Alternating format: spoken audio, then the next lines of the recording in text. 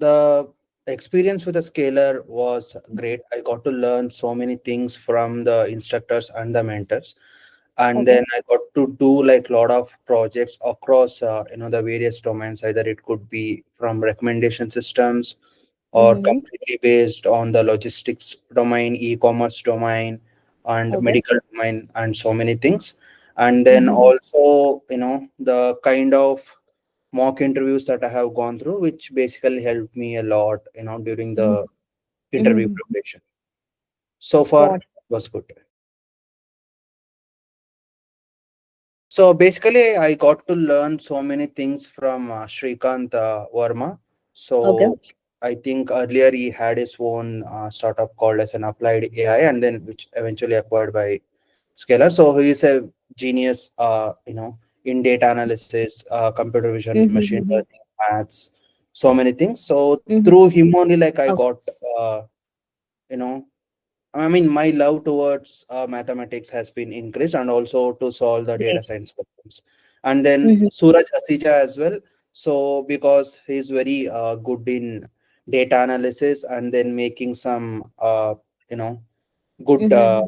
analytics driven insights from the data. So he helped me a lot with respect to how to handle data, how to clean it, how to analyze it, how to Mm-hmm. visualize the thing. So these two instructors, I like the most. Currently, I'm enrolled in DSML course. Okay. So yeah, and then the modules are basically starting from the initial Python programming languages. So, and then, like you learn about the SQL, advanced SQL, and DSA Mm-hmm. part. So, which Right. basically acts as the foundation parts for every, you know, engineer to get into an IT field. Either it could be software engineering, or it could be data science, or it could be DevOps. These three foundations are very crucial for them. And then after that, they basically cover the data science libraries, mathematics, Mm-hmm. and then couple of feature engineering and data cleaning techniques. Mm-hmm. Right. Okay, and then followed by some big data concepts like how Mm-hmm. to build the ETL pipelines, things like this, Right. and then eventually, followed by the machine learning algorithms. So in Mm-hmm. that you have supervised and unsupervised, and then in unsupervised itself, like you'll have like many clustering algorithms, and then time series data recommendation systems. And then Right. once you are comfortable with all of those things, so we'll start learning from the ML deployment. So I would say ML ops. Okay, where Mm-hmm. there we'll learn more about like how you deploy the things, either how to deploy on EC2 instances, Docker, Mm-hmm. Kubernetes, ML Mm-hmm. flow, Flow, Amazon SageMakers. Okay, things Mm-hmm. like finally the deep learning and the agentic AI system. So in deep learning, you learn more about the different types of neural networks, Okay. ANNs, Okay. CNNs, and RNNs, and then so out of which, if you want to go dive deep into more into CNNs, you have a Mm-hmm. computer field, and then RNNs is like the natural language processing, and then followed by generative AI and agentic AI, like how you build the agentic AI systems, things like this. So this is Got. like the entire curriculum, which is very rigorous curriculum, Mm-hmm. say. So which basically covers typically the around 20 roles that might come in the entire data science field. So it's a Correct. single course for all of these 20 roles, I would say. The feature that I like the most is they have the streaks.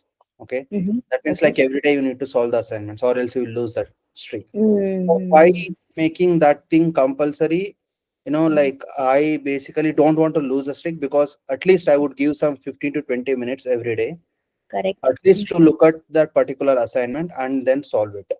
By Correct. this, like I'm not losing any momentum Mm-hmm. about the curriculum. Mm-hmm. Okay. So, Mm-hmm. and then, yeah, like this, like the great feature I would say, like, I mean, which basically inherently motivates you to solve at least one assignment on that particular day in the data science field. So that would be like, I mean, if you do it eventually for like 6 months and 8 months, obviously Mm-hmm. like you'll be in a better position covering like, you basically solved the DSA problems, SQL problems, data cleaning problems, algorithms, Mm-hmm. maths, like Mm-hmm. even deployments, assignments, and then deep learning assignments. Right. By doing this on a continuous basis, so you will be in a better position. So that's what I have seen, even in my journey as well. And Mm-hmm. then one more feature is like talking to the mentors from the top tech companies.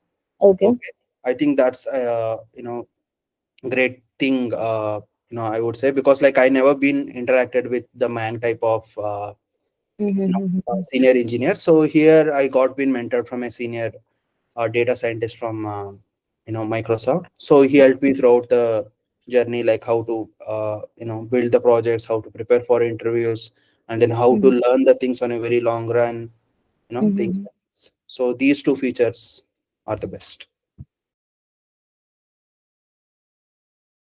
The challenges that I have faced is, I mean, the first thing obviously the time management, because I was Mm-hmm. working and then learning in the curriculum. So sometimes I was not, I mean, because of some company works or because of some personal reasons. So I Mm-hmm. sometimes I couldn't able to do it well. So, but I eventually overcome it, by spending a lot of time in weekends. So Mm-hmm. if you are like truly inspired to learn the things, try dedicating your weekends, because like you will get enough time to learn the things and then can improve. So that's Mm-hmm. what I used to do. And then along with that, basically getting used to these kind of the I mean, getting adjusted to this data science Mm-hmm. life cycle thing is also one more challenge, because I was from software engineering background, so there the programming was completely different. Either it's based on front end, back ends, things like this. But Mm-hmm. here you deal with like data mining, data cleaning, data analysis, data Mm-hmm. visualizations, model building, Mm-hmm. mathematics, and then deployments. Okay, so things like this, I mean, getting used to these things are also equally important. And then, yeah, like one more challenge, I mean, that every one will face in this world is like, because currently it's like moving at a very faster pace. Yeah, like Right. getting Mm-hmm. used to the newer things is also equally important. I think the whole solution is to dedicate, secure your time on at least on weekends, so that you can get into the like research papers, or like reading some engineering blogs, so that you will Mm-hmm. be aware of like what you know uh, I mean, like what's going to happen Mm-hmm. like, in the market. So what's the current thing that's happening in the market? I mean, the ideal way is to start learning the foundation. So the foundations could be in the Mm-hmm. Python programming, DSA, Mm-hmm. SQL, things like this. So if you are into software engineering, start learning JavaScript, start writing Mm-hmm. some couple of codes. Okay, and then try to build a simple projects, and then try to deploy it, somewhere. Either it could be data science or it could be software engineering. I Mm-hmm. would say, so once you learn the basics, try building some, simple applications, and then try to deploy it somewhere, so that you'll have like end-to-end, understanding. And then along with that, like you'll need a proper structured curriculum. Mm-hmm. Okay, so to upskill yourself in this particular field, and then getting access to like a lot of mentors, especially when you get stuck, will also Mm-hmm. give you an upper hand, so that you won't be demotivated, and then Mm-hmm. leave that particular thing in the middle itself. So yeah, start something with a small, and then have like good structured curriculum, and then followed by some mentor self, so we will shine. So that's what my suggestion is.